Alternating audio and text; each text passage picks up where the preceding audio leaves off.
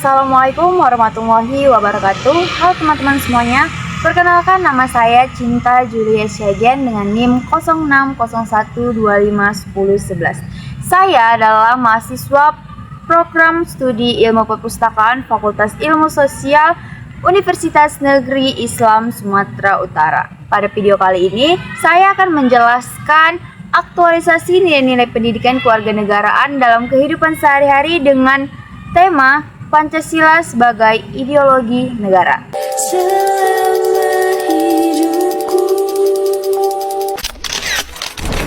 The Pancasila. Pancasila itu Pancasila merujuk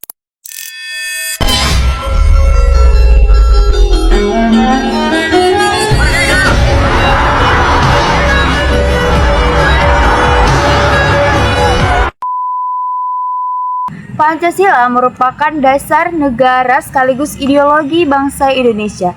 Nilai-nilai yang terkandung di dalamnya menjadi pedoman bagi seluruh masyarakat Indonesia dalam bersikap, bertindak, dan berinteraksi dengan orang lain. Oleh karena itu, penerapan nilai-nilai Pancasila harus dimulai dari hal-hal sederhana dalam kehidupan sehari-hari kita. Berikut beberapa contoh perilaku yang sesuai maupun yang bertentangan dengan nilai-nilai Pancasila.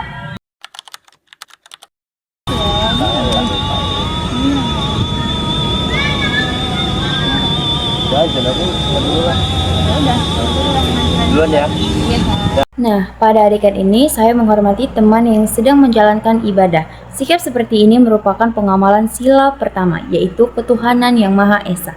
Indonesia memiliki banyak agama dan kepercayaan, sehingga kita harus saling menghargai agar terciptanya kehidupan yang damai dan harmonis. Menghormati orang lain tidak mengurangi keyakinan kita, justru menunjukkan sikap toleransi sebagai warga negara yang baik. Nah, untuk contoh kedua yang positif adalah gotong royong membersihkan lingkungan. Seperti menyapu halaman, membersihkan lingkungan bersama teman.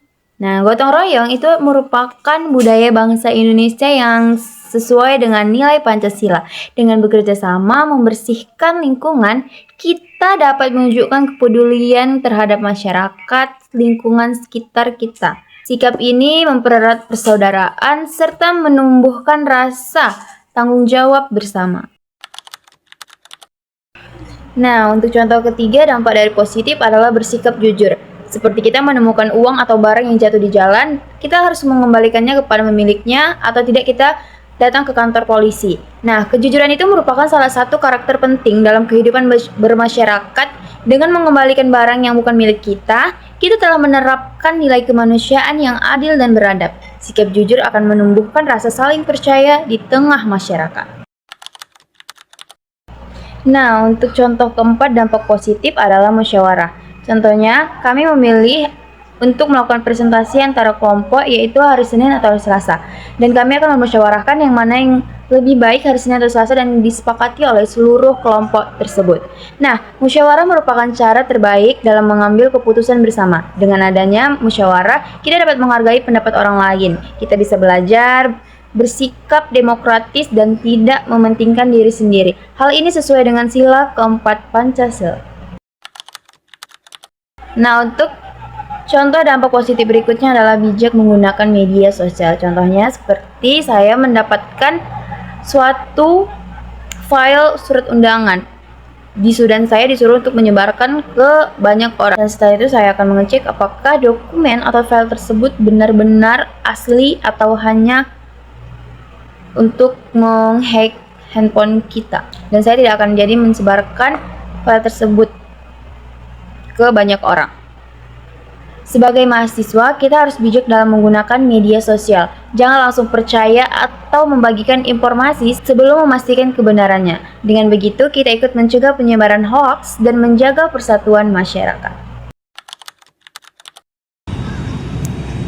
Udah aja tuh. Iya. Aku sholat dulu ya. Nanti aja langsung kita ke dirinya dulu. Nanti kan bisa sih. Udah aja gimana? Nanti aja dulu. Nah, sikap seperti ini merupakan contoh yang tidak baik. karena tidak menghargai hak orang lain untuk beribadah. Jika dilakukan terus-menerus, hal ini dapat menimbulkan konflik dan merusak kerukunan antar umat yang beragama. Selanjutnya, contoh dampak negatif yang kedua adalah tidak mau gotong royong. Seperti kita diajak untuk membersihkan lingkungan sekitar, tetapi kita tidak mau dan kita memilih untuk di rumah untuk bermain HP atau bermalas-malasan.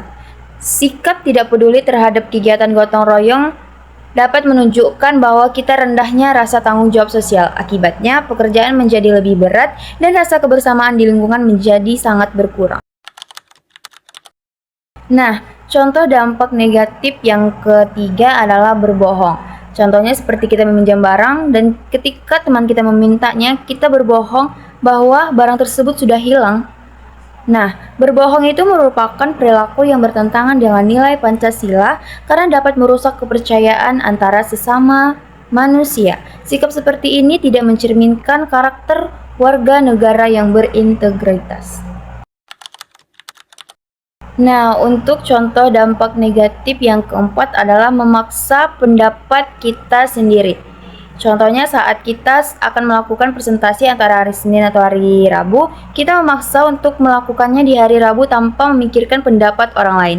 Nah, memaksa merupakan kehendakan yang bertentangan dengan sikap sila keempat Pancasila. Sikap tersebut dapat menimbulkan pertengkaran dan penghambatan tercapainya keputusan yang adil melalui musyawarah.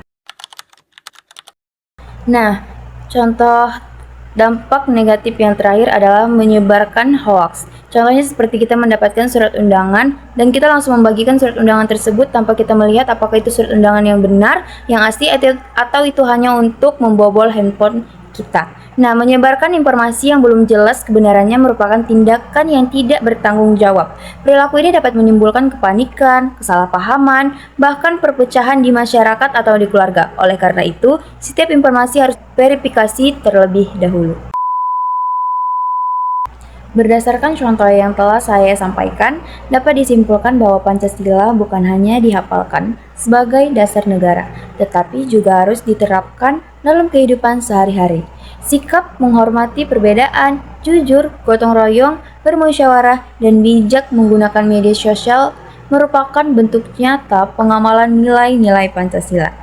Sebaliknya, perilaku seperti tidak menghargai orang lain, berbohong, memaksa pendapat kita sendiri, tidak peduli terhadap lingkungan sekitar, dan menyebarkan hoaks merupakan tindakan yang bertentangan dengan nilai Pancasila yang harus kita hindari. Mari kita mulai menerapkan nilai-nilai Pancasila dari diri sendiri, karena perubahan besar selalu diawali dari tindakan-tindakan kecil yang kita lakukan secara konsisten. Terima kasih atas perhatian teman-teman semuanya. Maaf jika ada salah kata atau penyampaian saya yang kurang dimengerti. Wallahu a'lam bishawab. Assalamualaikum warahmatullahi wabarakatuh. Bye semuanya. Terima kasih.